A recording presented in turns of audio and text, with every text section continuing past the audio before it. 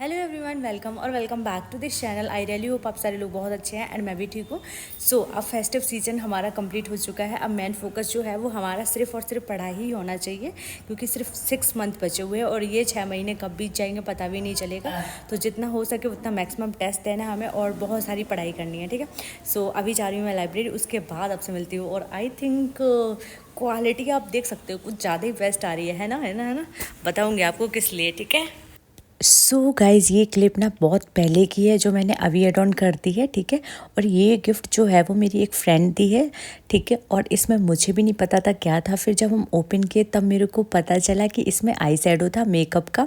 वैसे मैं मेकअप वगैरह यूज़ नहीं करती हूँ, बट उसने मुझे गिफ्ट दिया है तो या कभी ना कभी ज़रूर करूँगी, ठीक है। और फिर उसके बाद मैं नेक्स्ट डे अपने भाई के साथ टेस्ट सीरीज़ ऑफलाइन ज्वाइन करने जा रही थी, क्योंकि ये कल दिल्ली चला जाएगा तो फिर मैं कर नहीं पाऊँगी।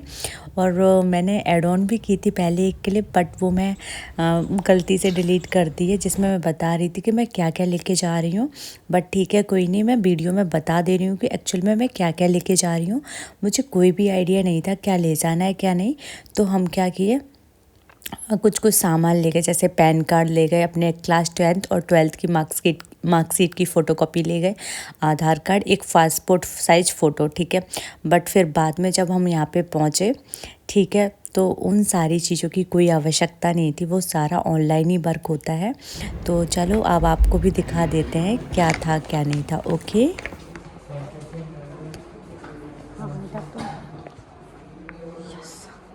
कहाँ से बात करनी है बोलो। टेस्ट सीरीज ज्वाइन करनी थी, कहाँ पे बात करनी है। ये उनको आ जाए। एंड यहाँ पे ये काउंसलर बैठे हुए थे, इन्होंने ही मेरी सारी टेस्ट सीरीज़ की जो प्रोसेस है वो करवाई। ऑनलाइन ही हुआ है, कोई भी जो भी मैं लेके आई थी उसका कोई प्रयोग नहीं हुआ है। लाइक ना पासपोर्ट साइज़ फ़ोटो का, ना आधार कार्ड का, क्योंकि वो लाइव फ़ोटो वहीं पे क्लिक करते हैं आईडी कार्ड के लिए। फिर उसके बाद जब सारी प्रोसेस हो गई तो यहाँ पर मेरा भाई जो है वो पेमेंट करने लग गया था। तो चलो मैं आपको अब बता देती हूँ कि मेरे को क्या हुआ। फिर जाते जाते ना सर मेरा नाम भी याद रख लिए, तो वो बोले दीक्षा रुको।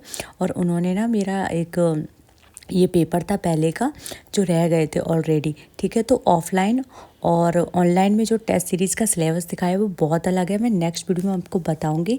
ऑनलाइन में शो कर रहा है कि आपके सिर्फ 12 टेस्ट होंगे ऑफलाइन, बट एक्चुअल में 43 टेस्ट होते हैं ऑफलाइन, ठीक। सो चलो अब आपको रिवील करती हूँ कि एक्चुअल में मेरे जो प्राइस है वो कितना लगा। ऑनलाइन शो किया था कि वो 11,000 की टेस्ट सीरीज़ आपको मिलेगी, लेकिन एंड फाइनली मेरी टेस्ट सीरीज जो है वो परचेज हो चुकी है। और मेरे मार्क्स के बेसिस पे उन्होंने बहुत ज़्यादा अच्छा खासा डिस्काउंट दे दिया। मतलब जो 11,000 की थी ना वो मेरे को बहुत ही ज़्यादा सस्ती पड़ी है, जो देखा जाए तो वो मेरे को मिली है 7,000 के समथिंग की, ठीक है। तो ओवरऑल सही है, मतलब थोड़ा बहुत तो हो ही गया है कम। सो या एंड हाँ, मेरा लाइब्रेरी का गैप तो हो ही चुका था, ठीक है। तो फिर मैंने सोच लिया कि आज जितने भी वर्क है वो सारे निपटा देते हैं। जैसे कि मेरे को कुछ बुक्स परचेज करनी थी अपनी एनसीईआरटी की, ठीक है।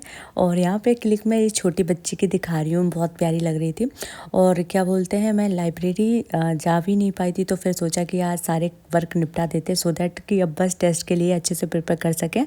तो सर ने बताया है कि ऑनलाइन आपको शो कर रहा है कि आपके महीने में सिर्फ 2 टेस्ट होंगे, बट एक्चुअल में वो 4 टेस्ट हुआ करेंगे ऑफलाइन। तो मेरे लिए बहुत ज़्यादा बेनिफिट है। और एक थोड़ा सा नुकसान भी है कि यार मेरे को बहुत जल्दी जल्दी पेपर देने पड़ेंगे। और फिर मैं यहाँ पे गई एनसीईआरटी परचेज़ करने के लिए। मैंने इन अंकल से बोला, फिर उन्होंने अपना पूरा उसमें देख लिया, मतलब जो भी इनका स्टोर है वहाँ पे कहीं भी नहीं मिली। फिर हम नेक्स्ट स्टेशनरी पे गए, फिर वहाँ से मैंने ये एनसीईआरटी परचेज़ करी क्लास 11th की, क्योंकि क्लास 12th की मेरे पास अच्छी खासी है, उसकी कंडीशन इतनी ख़राब नहीं है जितनी मेरी 11th क्लास की ख़राब हो चुकी थी, ठीक है।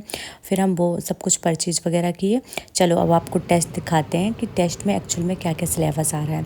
फॉर फिजिक्स में आ रहा है unit and measurement, mathematical tools and motion in a straight line and motion in a plane, ठीक है।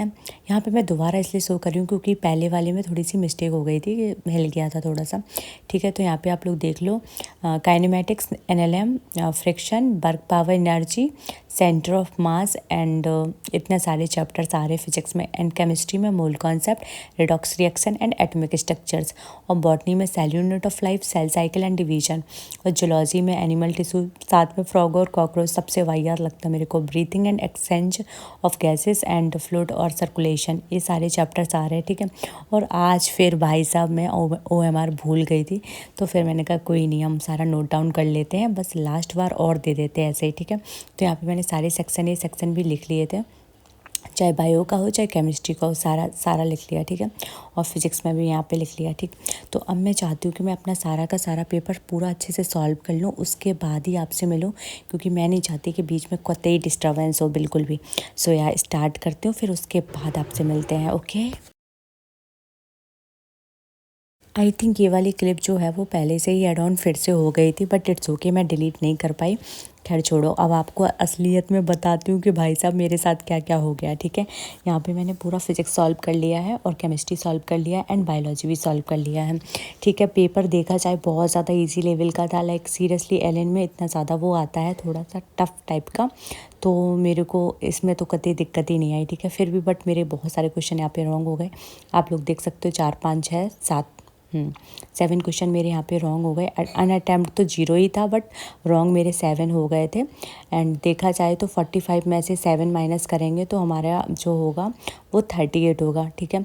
अब चलो इंटू 4 कर लेते हैं, तो 38 इंटू 4 करेंगे तो 4 8 2 एंड 3 और 3 इधर, तो 152 हो जाएगा, ठीक है।